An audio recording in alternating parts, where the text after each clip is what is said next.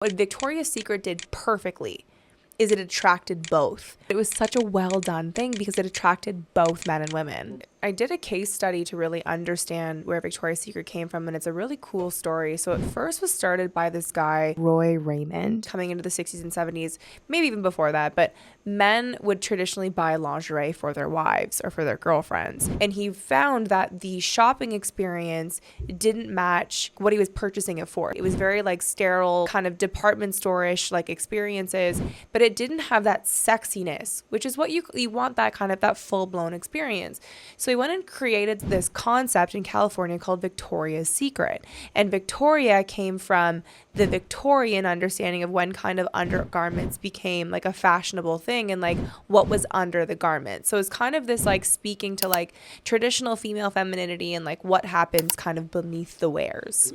So Lex Wexner bought the company. There was like 8 locations. They were struggling. He really kind of like juiced it up. So the way that like Victoria's Secret was before to what Victoria's Secret has kind of become was really Lex Wexner and Ed Razek. So this is kind of like mid to late 80s, early 90s. He really started the show. It's like 86, 87. Like that was the Heidi Klum era.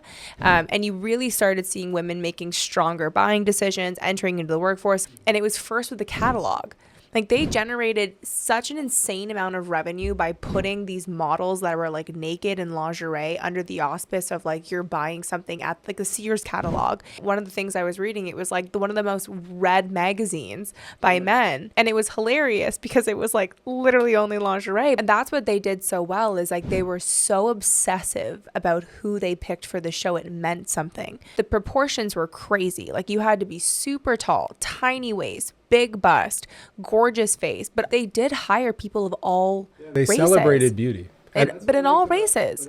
It became a brand status or signaler for where they got it. You bought it at Victoria's Secret. Yeah. You were buying into this brand universe of I am sexy because my sexiness comes from a brand that is sexy. When you start to depart from that DNA, when you start to adopt things that are purely not authentic to your brand, it's why it doesn't work. So what makes more sense? You almost need to retract opposed to change. You can scale back and still execute at the highest level opposed to try to change and be inauthentic.